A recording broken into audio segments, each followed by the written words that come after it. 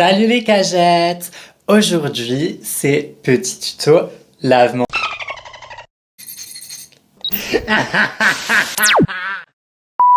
Eh ouais, on m'a souvent demandé comment bien se préparer pour passer par la porte arrière. Nous y voilà donc.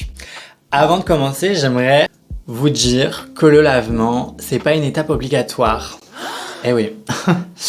Et si vous faites un peu confiance à votre corps, vous verrez que parfois il peut vous surprendre. Sachez qu'il est également déconseillé de faire plus de 3 lavements par semaine au risque de détériorer votre flore anale et intestinale. Je rajoute un petit disclaimer pour vous dire que les dépistages, c'est très important. Lorsqu'on a une vie sexuelle active, particulièrement avec plusieurs partenaires, il est important de se faire dépister au minimum tous les 3 mois pour toutes les IST comme la chlamydia, gonocoque, syphilis, hépatite, mais le VIH aussi qui est le virus d'immunodéficience humaine. Ça m'arrive de ken sans avoir fait de lavement au préalable et parfois on est étonné parce qu'il n'y a rien, pas de traces de caca et tout. Je peux comprendre que ça peut être une source d'inquiétude, de stress, surtout pour les débutants, débutantes dans cette pratique-là.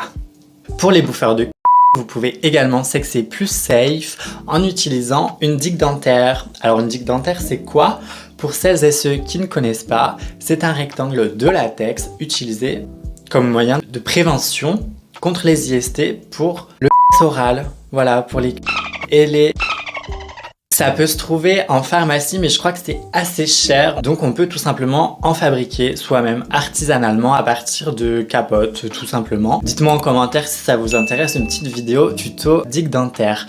Et si vous ne savez pas où vous procurer du matériel de prévention sexuelle, vous pouvez vous rapprocher d'associations de lutte contre le VIH/SIDA ou des assos LGBT ou des centres de santé sexuelle comme les CEGID. Les CEGID, c'est un centre gratuit d'information, de diagnostic et de dépistage. Il y en a un peu partout.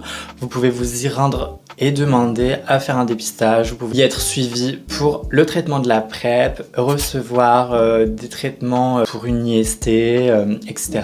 Si vous êtes sur Paris, vous avez le Checkpoint Paris qui est un centre de santé sexuelle communautaire pour les personnes LGBT+, et les travailleurs/travailleuses intimes. Revenons-en à nos lavements. Avant, j'avais l'habitude de me laver le fiac avec l'embout du tuyau de douche de Vissel Pomo.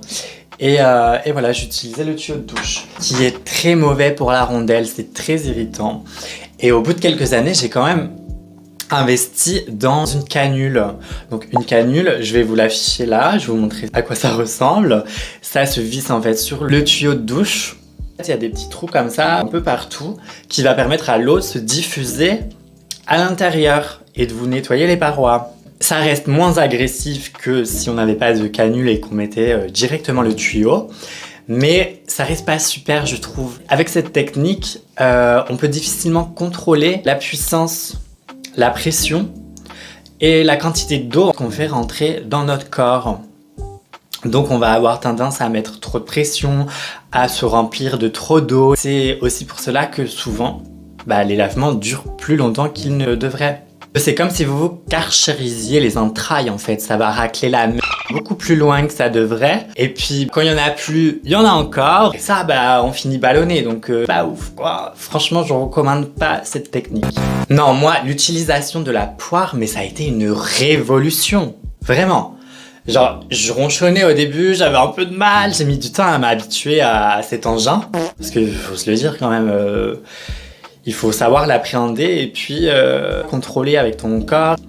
Mais une fois que j'ai su maîtriser, je me suis demandé, mais pourquoi j'ai pas essayé plus tôt? Pourquoi je me faisais chier, c'est le cas de le dire, avec le tuyau de la douche? Non, parce qu'avec la poire, au moins, la pression et la quantité d'eau sont limitées de fait à nettoyer uniquement ton ampoule rectale. T'as pas besoin d'aller plus loin. À moins de vous faire et de vous prendre un bras entier, vous n'avez pas besoin de nettoyer plus loin. Par conséquent, pour faire un lavement, déjà, première étape, c'est d'aller à la selle et de se vider.